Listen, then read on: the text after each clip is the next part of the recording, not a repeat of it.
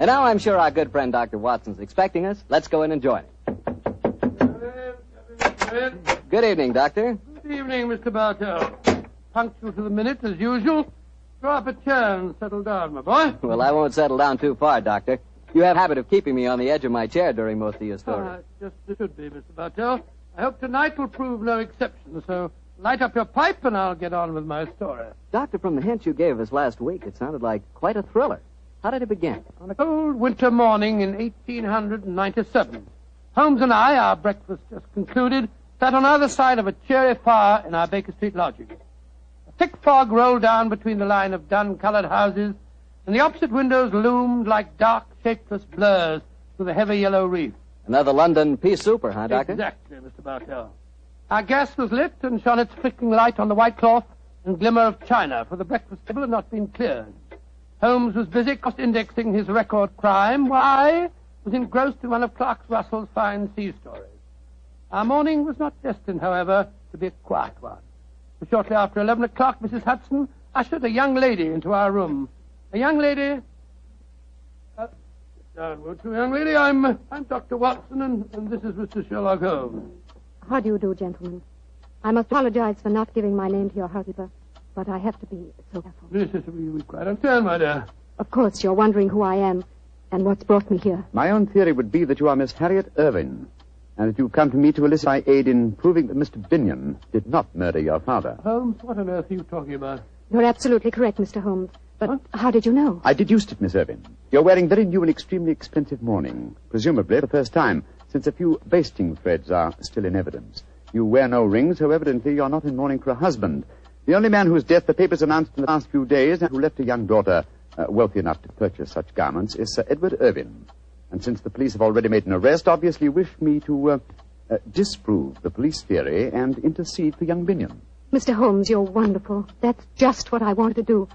You will, won't you? Miss Irving, I've studied the newspaper reports very carefully. It would seem to me that Scotland Yard has arrested the right man. Well, I'm very sorry, but I didn't read the newspaper reports. I haven't the faintest idea what you're both talking about. Then let me bring you up to date, my dear fellow.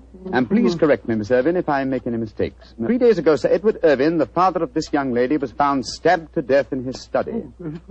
Sorry to hear that. The only entrance to the study is through an anteroom, where his secretary had been sitting ever since Sir Edward was last seen alive. And the secretary swore that no one had entered or left the study. Secretary's name being Binion, I suppose. Yes, under the circumstances, it's hard to see that any other arrest was possible. And yet I know he's innocent, Mr. Holmes. Oh, and how do you know that, Miss Irving? We were in love. We were going to be married. I don't care what the police say. A woman knows these things. Robert Binion did not kill my father. Did your father approve of the engagement? Well, no, not exactly. If one were to be exact, Miss Irving, wouldn't one say that your father absolutely forbade the marriage? Yes, he did. And Inspector Lestrade assumed that was the motive for the murder. Well, sounds logical, I must say. Does your father have any other relatives living, Miss Irving? His brother, my Uncle Peregrine, he lives a hermit's life in the country. We've seen very little of him in the last few years. Was he left anything under your father's will? No, I was the sole beneficiary. Please help me, Mr. Holmes. If you'll just talk to Robert, you'll know he's not guilty. Oh, there's no harm in talking to him, Holmes. After all, our old friend Lestrade handled the case, and he's made a good many mistakes in the past. Oh, haven't we all, old chap? Well, Miss Irving, I'll do what I can, but I promise nothing. Bless you, Mr. Holmes. Where is your fiancé being held? At Scotland Yard. I talked to him there just before I came to Scotland Yard, eh? Splendid. We can talk to Lestrade at the same time. Watson, your hat... My hat and coat? Precisely, old fellow, your hat and coat.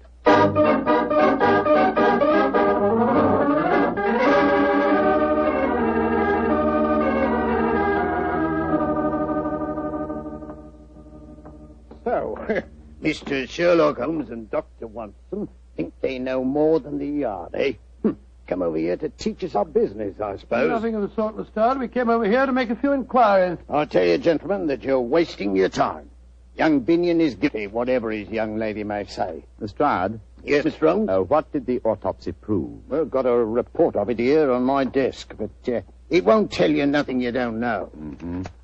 Death was instantaneous, caused by some weapon like a long needle, a fine stiletto, or an ice pick, penetrating the brain at the base of the skull. And no such weapon was found in the room. Or on Mr. Binion. True, sir. But then he had the chance of disposing of it. Well, just the same, the murder weapon hasn't been found, has it? No, Doctor, but we'll find it. Don't you worry about that. I should like to talk to the prisoner if you don't mind. Well, of course I don't mind. He's in the detention cell just down the corridors from here. Follow me, gentlemen. Has he given you any trouble, Lestrade? Trouble? If all our prisoners were as quiet as him, we wouldn't need no guards, Doctor. Nice, quiet young fellow. Hard to realize he's a murderer. A fact that still has to be proven in court, Lestrade. A fact that is going to be proved in court, Mr. Holmes. Well, here we are at this cell.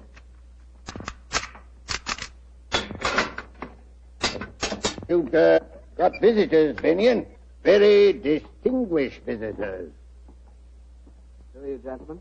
My name is Holmes, Sherlock Holmes, and this is my colleague, Dr. Watson. I'm sorry to see you in this plight, Mr. Binion. Mr. Sherlock Holmes.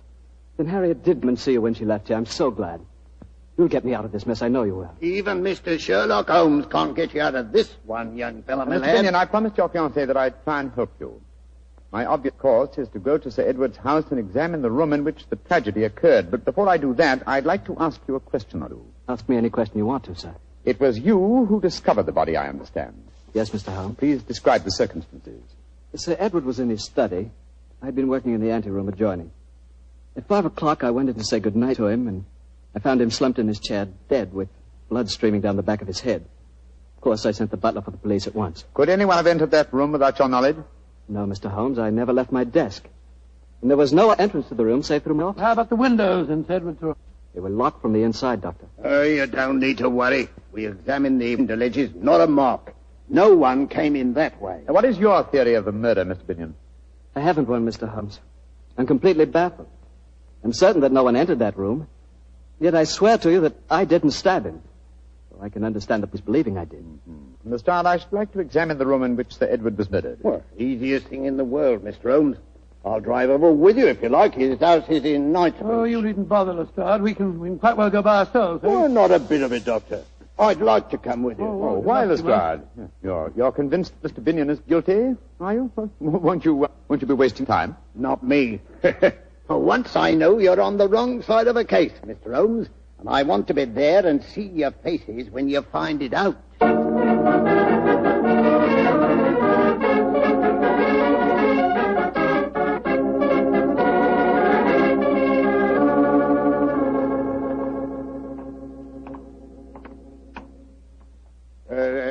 This is the house, Mr. Holmes. Yes, imposing-looking place, I must say.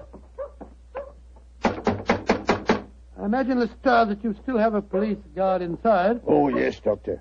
There's been a sergeant guarding the dead man's room day and night. We still haven't found the missing weapon, you know.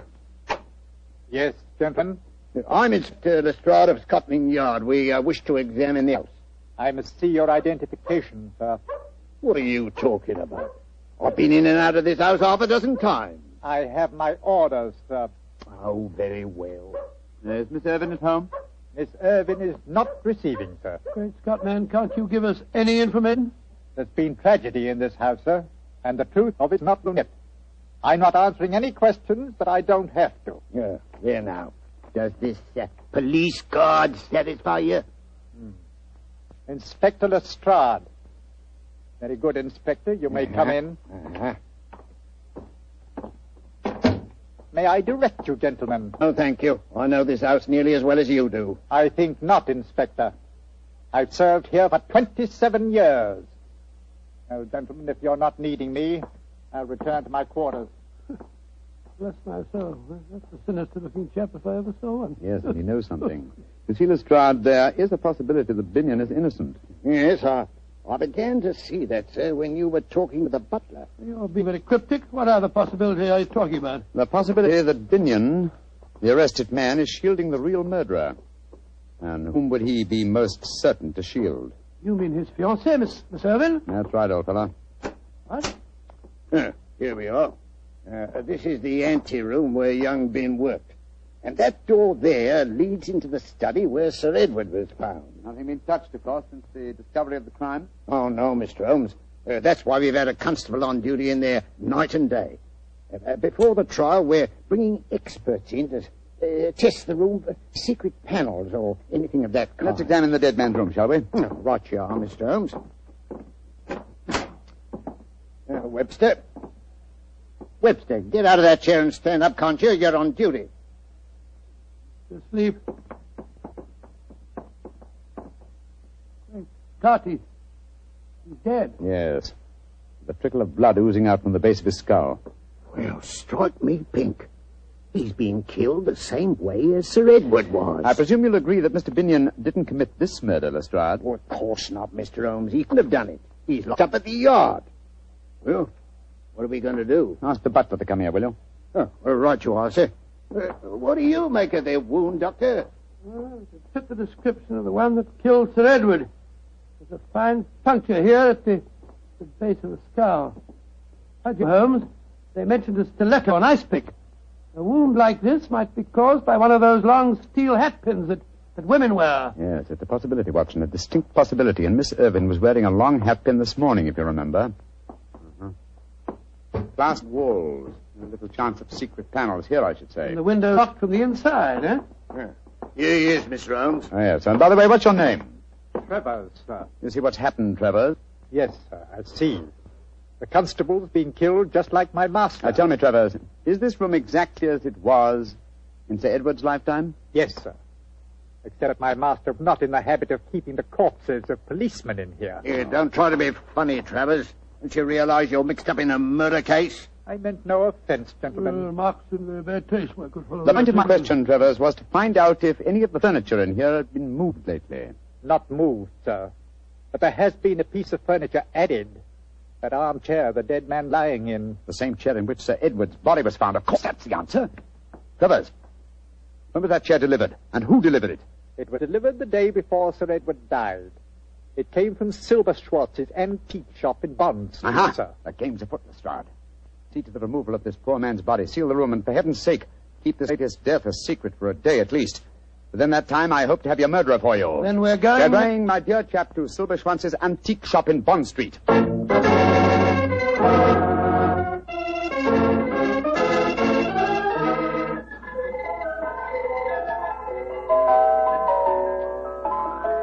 Those old music boxes are quite charming, Holmes, aren't they? Yes, but where's Mr. Silberschwanz? This is probably him. What a fine-looking old fellow. Oh, Mr. Silberschwanz. Yes, gentlemen. You are interested in musical boxes? No, sir, in chairs. Particularly in the handsomely carved chair you delivered to Sir Edward Irvin a few days ago. Ah, yeah, magnificent specimen. He's pleased with it? He was found dead in it, Mr. Silverstone. And half an hour ago, someone else was found dead in it also. That chair was one of a pair, wasn't it? Yeah, but... Liebe Gott im Himmel. That's impossible. Please to follow me. I will show you it's not possible. Look at the chair. It's exactly like the same one as Sir Edward's house. Oh, my friend, but there's such a difference. 15th century Italian, isn't it? Yeah, this is one of a pair of the famous Malipiero armchairs. There are only 3 pairs in the world, my friend. Of this pair, one, the one I delivered to Sir Edward, is simply a great specimen of the carver's art. This one, its mate, looks exactly like it, does it not? Exactly. I can't see any difference myself. You would if you sat in it, old chap. Precisely. That is why I have these cords stretched from one arm of the chair to the other. If anyone were to sit in it well, sometimes nothing will happen. But sooner or later, a hand will press this hidden spring in the arm here, and death will strike. But nothing happened when you pressed the spring then, Mr. Silverstone? No, I don't understand. I do. This is the harmless chair. The lethal one was sent to Sir Edward. He sat in it, accidentally pressed the spring, and drove the fatal needle into his brain. Just as that poor constable did today. Sir Edward bought both chairs, I presume? Yeah, I would not sell it, not a pair separately. Then why didn't you deliver both at the same time? He was afraid of that liver. He asked me to keep it here until he found a safe place for it in his home. Mm-hmm. And some devil switched the arm cord from the fatal chair to the harmless one, so that you delivered death to Sir Edward. There is a subtlety in this crime worthy of the fiendish maker of the chairs himself. Silberschwanz. Yeah, mein Herr. Didn't Malipieri die of being tricked into seating himself in one of his own chairs? Yeah, he did. Ah, poetic justice. I'm much obliged to you, Silberschwanz. Now I think I know how to trap our killer.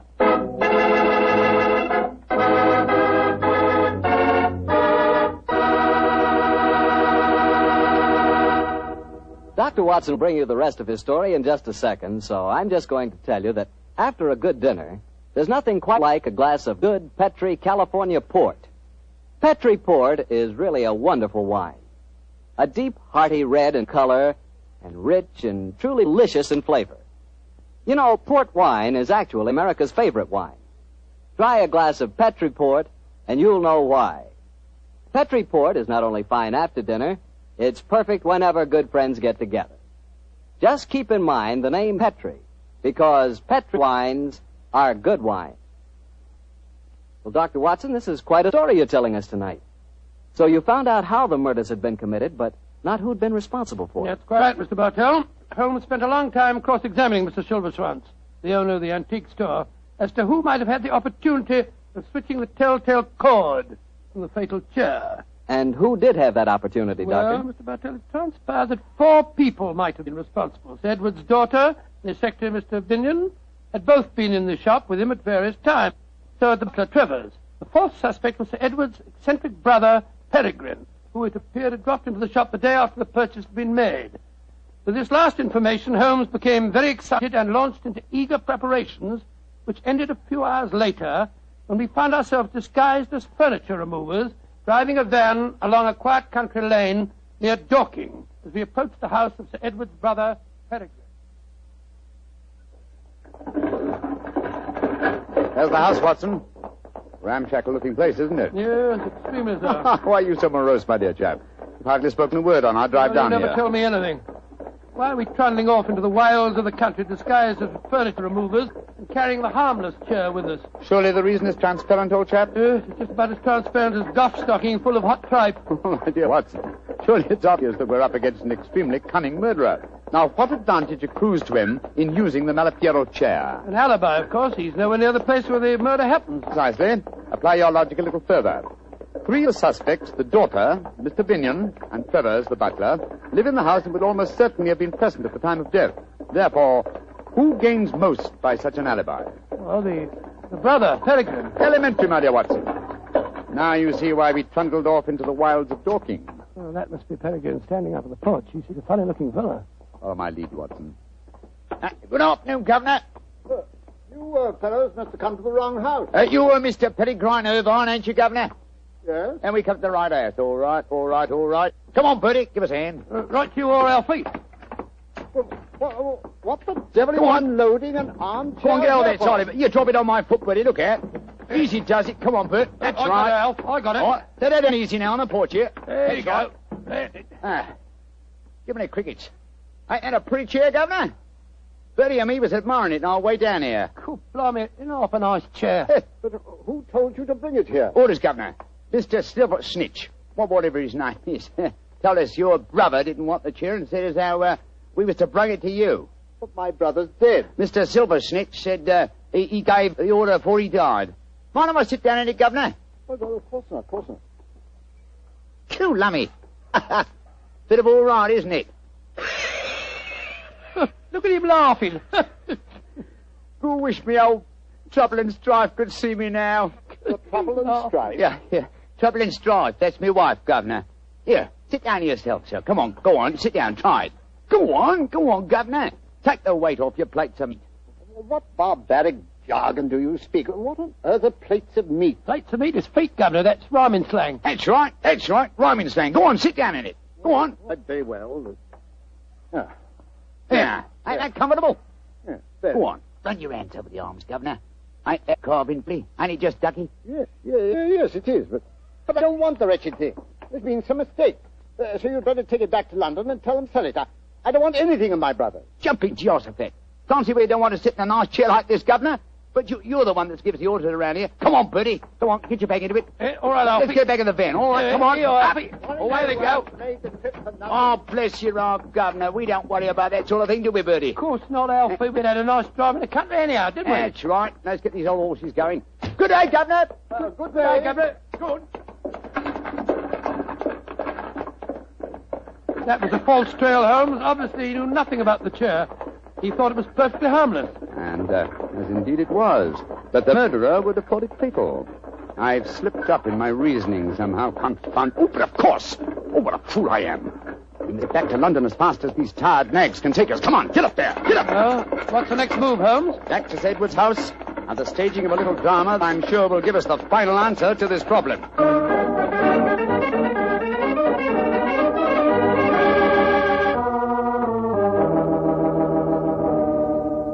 arrangements, Lestrade? Yes, Mr. Holmes, I've got Miss Irving, young Binion, and the butler waiting outside. And no one knows we switched the chairs. Splendid. You're sure that this is the harmless chair, Yes, Holmes? of course I am. Look here. I sit in it. So, run my hands over the arms. Yes, this chair is harmless, as every person save one will know. Show them in, Lestrade. All at once, Mr. Holmes? No, I think we'll take Irvin and Mr. Binion first. Oh, right, you are, sir. Miss Irving, Mr. Binion, come in, please. Very well. Oh, Mr. Holmes. What's the matter, Miss Irvin? It's just so horrible seeing you there in the same chair where I saw Father. Oh, Mr. Holmes, it's a trifle too macabre for you to assume the position of the corpse. Please get up. But it seems to be the most comfortable chair in the room, and I do like my comfort when I interrogate witnesses. However, it's hardly chivalrous, is it? Miss Irvin, please sit down, won't you? I don't like to sit down in the chair in which Father died. Oh, Miss Irving, we couldn't bear to see you standing. Very well, then. Don't sit down, Harry. Why not, Binion? What's the matter? Isn't the chair safe? No, it's Then not perhaps that. you care to sit in it. To prove that the chair is safe. No, I... Sit down. Very well. There. Splendid. Curious chair, isn't it, Mr. Binion? I wonder about these carvings on the arms. They look almost as if they might activate concealed springs. I wonder what would happen if I... No, for heaven's sakes, Mr. Holmes, you're trying to kill me. Kill you? Then you know how Sir Edward and the policeman were murdered, eh? I knew it must have something to do with the chair. You knew more than that, Robert. You planned it. I remember now that when we went to the shop, you... Quiet, Harry. No, Watson, don't go after them. Lestrade will stop him. In any case, the police are at the door. Oh, I'm tired. I think I'll sit in this rather fateful armchair. So it was young Binion all the time, eh? Yes, and he all but outsmarted me. I reasoned that somehow the murderer must have intended the device of this chair to clear him. And suddenly I saw the real motivation. How better establish his innocence than seeming to be obviously guilty, and yet leaving a trail whereby an astute deduction would seem to clear him. Yes, it was his idea that Miss Irving came to you. He used you as a cat's paw. That's right, Watson. I'm afraid this whole case is a rather humiliating experience for me. Well, why do you say that? Lestrade had arrested the right man in the first place. Oh, my dear Watson, I shall never hear the end of this. Never.